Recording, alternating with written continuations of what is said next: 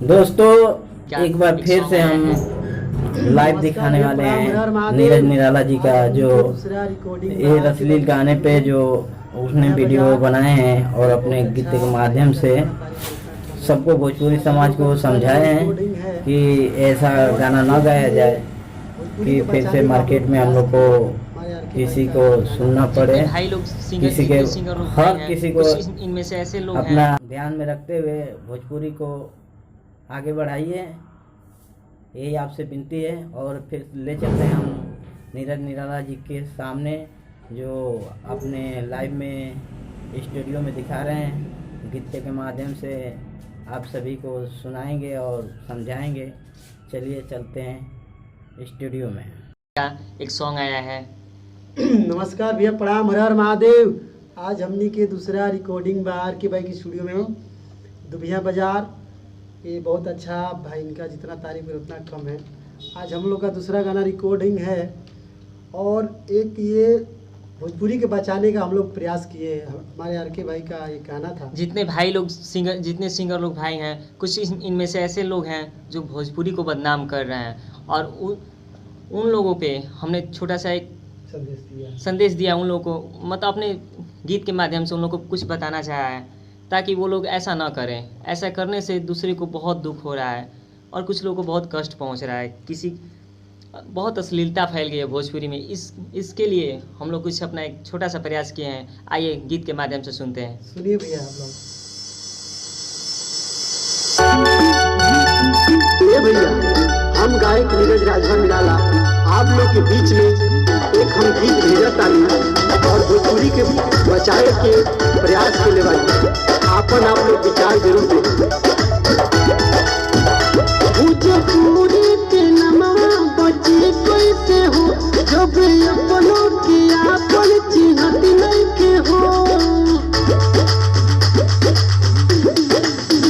भोजपुरी के नमवा बचे कैसे हो, जब अपनों की आपन चिन्हत नहीं के हो। दुनिया में करो लिखे काम हमारे लिखे काम ऐसन गावा तू भाई मोरे गानवा रे बोले मानवा। ऐसन गावा तू भाई मोरे गानवा रे बोले मानवा।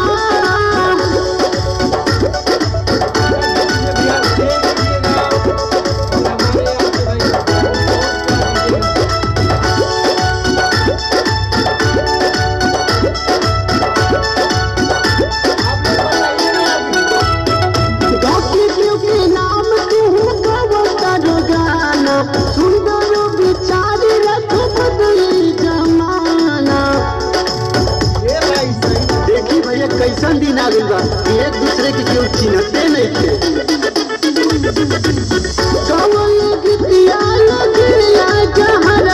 जहरवा हमके जहरवा भोजपुरी के होता बदला नवा रे बदला नवा। ऐसन गावा तू भाई मोरे गानवा रे बोले मानवा। ऐसन गावा तू भाई मोरे गानवा रे बोले मानवा।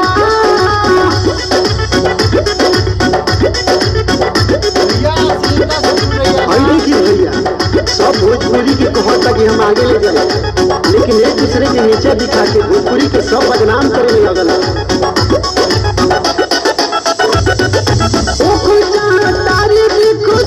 मशहूर हो बैठी परिवार को सहूर हो।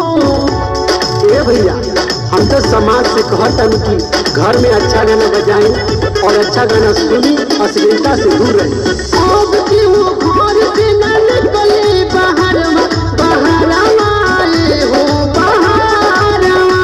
राजभर नीरज के सुनो तू कहानवा रे कहानवा।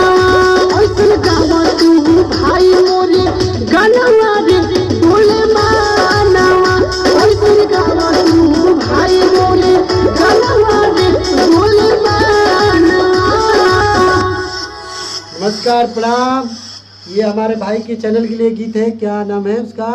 गाजीपुर म्यूजिक। भाई आप मेरे चैनल को देखिए और सुनिए, मेरे गाने को सुनिए और सब्सक्राइब कीजिए। बहुत बहुत प्यार और दीजिएगा भैया को। भैया के गाने पे थोड़ा प्यार दुलार अपना जरूर दीजिएगा।